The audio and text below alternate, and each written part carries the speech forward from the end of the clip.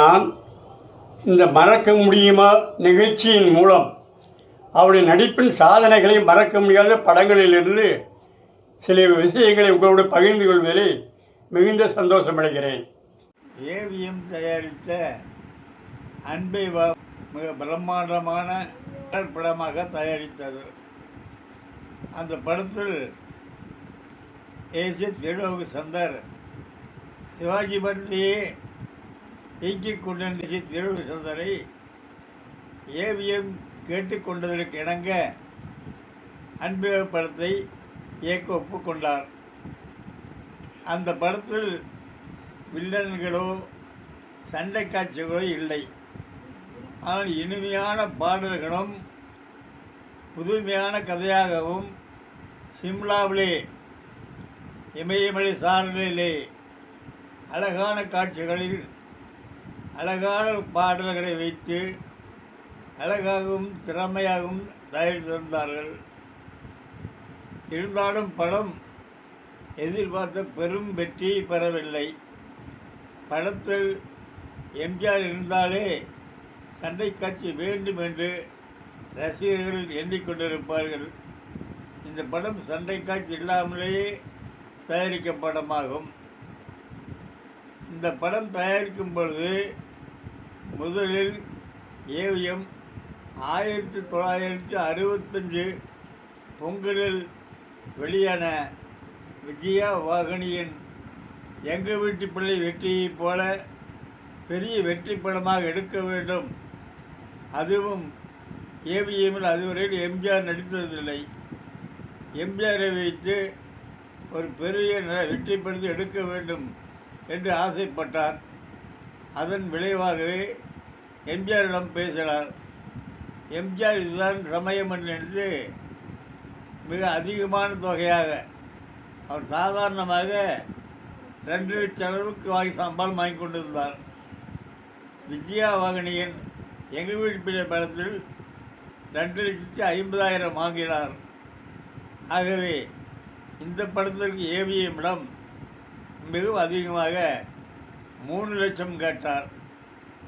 ஏவிஎம்மும் எம்ஜிஆரை வைத்து எடுப்பதால் கலர்படமாக எடுப்பதால் அது நல்ல லாபம் பெற்று வரலாம் என்று கருதி சம்மதித்தார். 3 லட்சம் கொடுக்க சம்மதித்தார். அப்படி சம்மதித்த படம் எடுக்கும்போது இந்த படம் 1966 ஜனவரி 26 வெளிவருவதாக இருந்தது. அந்த சமயத்தில் அதே ஜனவரி 26 சிவாஜி நடித்த இந்தி பட வெற்றி படமான அசோக்குமாரின் குர்பானி என்ற படம் மோட்டார் சுந்தரம் பிள்ளை என்ற பெயரிலே வெளியீடு தயாரிக் கொண்டிருந்தது. ஆகவே இந்த அன்பை வா படமானது மோட்டார் சுந்தரம் பிள்ளையை விட சிறப்பாக இருந்தாலும் வெற்றியில் பாதிப்பு ஏற்படும் என்று கருதி மோட்டார் சுந்தரம் பிள்ளைக்கு முன்னதாகவே பொங்கல் தினத்தொடரில் வெளியிட வேண்டும் என்று எம்ஜிஆர் விருப்பத்தை கூறினார். அதற்கு எம்ஜிஆர் ஆர்.எம். வீரப்பன் மூலம் மேலும் 25,000 சேர்த்து 3,25,000 கொடுக்க வேண்டும் என்று எம்ஜிஆர் வேண்டுகோள் விடுத்தார். மன கஷ்டப்பட்டார் ஏவிஎம்.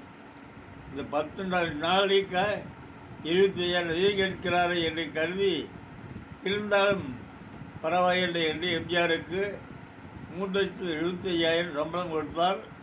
சரோஜா தேவிக்கு 90,000 கொடுத்தார். இவர்கள் இருவருக்குமாக அங்கு ஏவிஎம் தனியாக ஏர் கண்டிஷன் செய்யப்பட்ட ஒப்பந்தத்தை ஏற்படுத்தி கொடுத்தார். படம் நன்றாக வளர்ந்து கொண்டு வந்தது. இந்த படம் 1966 இந்த பொங்கல் தினத்தன்று வெளிவந்தது. அப்போது சிவாஜியினுடைய பழனி படம் வெளிவந்தது. அது இந்தியில் மாபெரும் வெற்றி படமாக அமைந்தது. ஆனால் தமிழில் அந்த படம் மாபெரும் தோல்வி படமாக போய்விட்டது. ஆகவே அன்பே பெரிய வெற்றி அடையவில்லை. அன்பே படம் அதிகமாக ஓடியது மதுரை சிந்தாமணி தியேட்டரில் மட்டும் 133 நாட்கள் ஓடியது.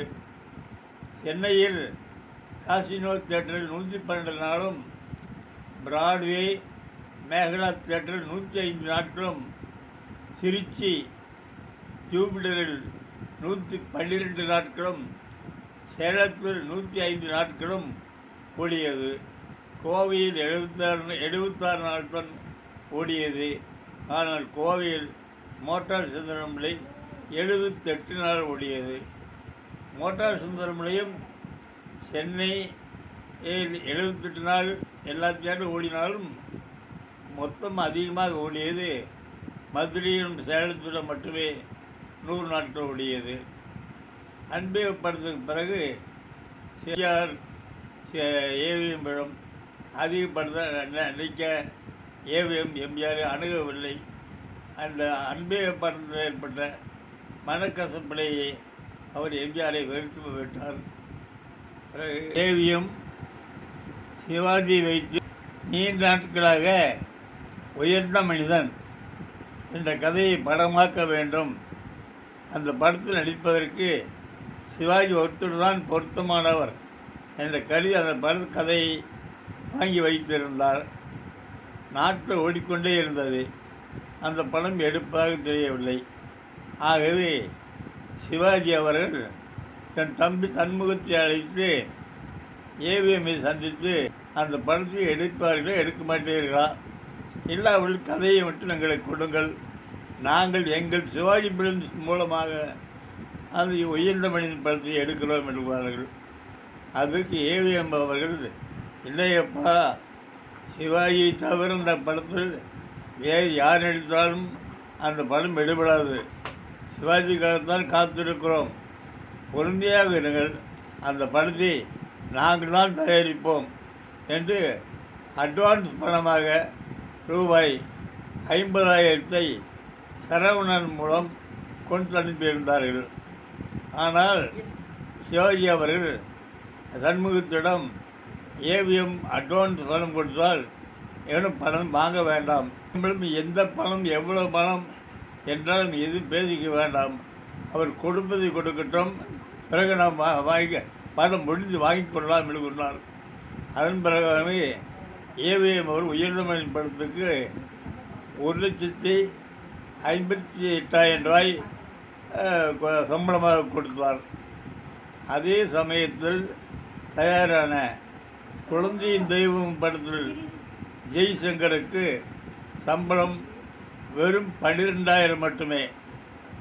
அதே சமயத்தில் தயாரான ரவிச்சந்திரன் பண்ணின அதே கண்கள் என்ற கலர் படத்துக்கு அவருக்கு சம்பளம் வெறும் 10,000. ஆனால் எம்ஜிஆருக்கு அன்பே படத்துக்கு சம்பளம் 25,000. அன்பே படம் தயாரிப்பு மொத்தம் 30 லட்சம் ஆனது. அந்த படத்தை ஏவிஎம் அவர்கள் 33 லட்சத்திற்கு விலைக்கு விற்றார். அதிக லாபம் அந்த படத்தில் கிடைக்கவில்லை. ஆக அதிலிருந்து கதை இருந்தால்தான் படம் ஓடும், பிரமாண்டமெல்லாம் ஓடாது என்ற கருத்து ஏவிஎம் அவர் புரிந்து கொண்டார். இவ்வளவு நேரம் நான் சிவஜி பற்றி கூறிய கருத்துக்களை பொறுமையாக செவிப்படுத்த உங்கள் அனைவருக்கும் மனமார்ந்த நன்றியை தெரிவித்துக் கொள்கிறேன்.